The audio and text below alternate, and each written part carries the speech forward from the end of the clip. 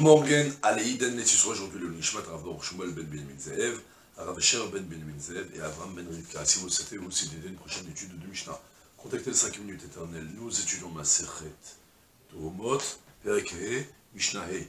Sea Truma, Shenafla Lemea, Igbiha, Venafla Lemakom Acher, Rabbi Eliezer, Omer, Medamaat, Ketruma Vadaï. Vachachamim Omrim, Ena Medamaat, Ela Lefi Cheshbon.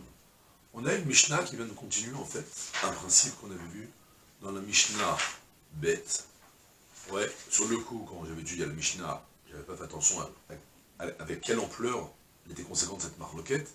Là, on a deux Mishnayot qui vont se suivre, la He et la Vav, qui vont mettre le même point. Je rappelle d'abord le principe du Dimoua. Lorsqu'on a une mesure de Trouma qui tombe dans...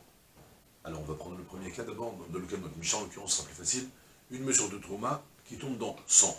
D'accord? Donc, comme on a expliqué, selon la Torah, ça s'annule.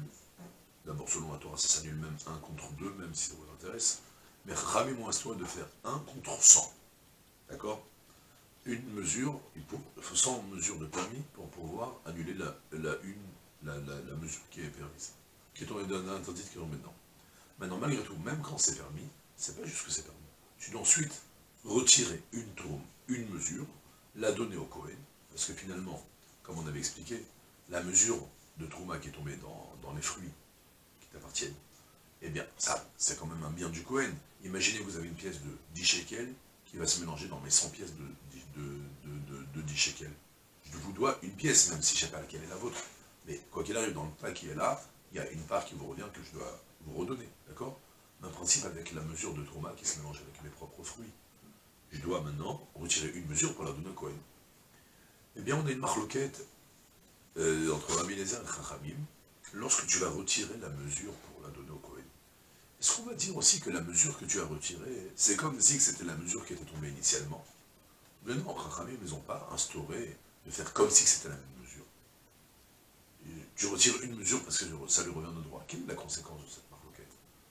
On avait vu plus haut que, par exemple, lorsqu'on avait une trouma impure qui est tombée dans des fruits purs, tu dois retirer une, et Rabbi Eliezer te disait non, bah dans ce cas-là, il faut que tu fasses attention avec cette mesure. Cette mesure-là, elle est devenue, c'est comme si c'est la mesure impure, c'est la mesure de trauma impure qui est tombée, donc elle, il faut la brûler. Mais tout le reste, tout est pur. Et Chachamim me disait, mais non, ce que tu as retiré, c'est pas la même. Jusqu'il y a concrètement 1 centième de chaque mesure qui est dans le doute, avec une probabilité de 1 centième, donc chacune en a 1 centième de probabilité que c'est la trouma. Maintenant, on a de nouveau cette marloquette qui en fait surface, avec à présent une mesure de trouma qui tombe dans 100. Je la relève maintenant pour la donner au Kohen, et puis là, ma main bascule, trébuche, et je refais tomber dans des autres fruits. Alors maintenant, la question est de savoir, bon, maintenant tu as retiré une mesure, et qui est retombé dans d'autres fruits. Maintenant, ce que tu as retiré, c'est considéré comme de la trouma, en théorie. Alors, est-ce que c'est comme de la trouma que maintenant il va falloir 100 nouvelles mesures pour annuler cette mesure qui est tombée? Ou bien non, on va dire, ben non, ce que tu as retiré, concrètement, dans la mesure que tu avais, il y avait 1 centième de trouma, et 100 unième de trouma, et 100 unième qui ne sont pas trouma. Donc finalement, pour pouvoir la permettre quand elle va tomber dans l'autre fruit, tu calcules proportionnellement à la part de doute de trouma qu'il y a. C'est la marloquette qu'on a de nouveau. C'est à trouma chez Nafla Lemea. On a une CA de trouma qui est tombée dans 100 mesures. Igbia, il a soulevé maintenant pour aller la donner au Kohen, et Nafla Lemakom Acher, elle est tombée dans un autre endroit, dans une autre caisse de fruits.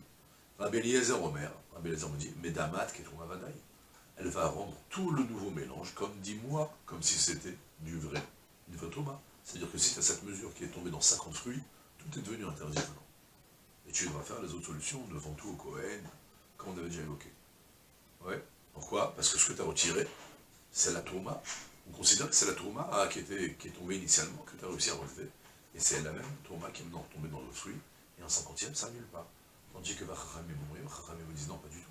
Et Namedamat, elle va rendre 10 mois uniquement selon la proportion qu'il y a. Donc tu avais 1 101e de fruit, et ben elle va se mélanger même avec un fruit, elle est déjà annulée. D'accord? En théorie. Même avec une seule mesure, ça suffit parce qu'on a juste 1 101e de fruit qui est dedans. D'accord? voilà, c'est tout pour aujourd'hui. Je te souhaite une journée pleine de Hatzlacha, Kol Tov, Selah.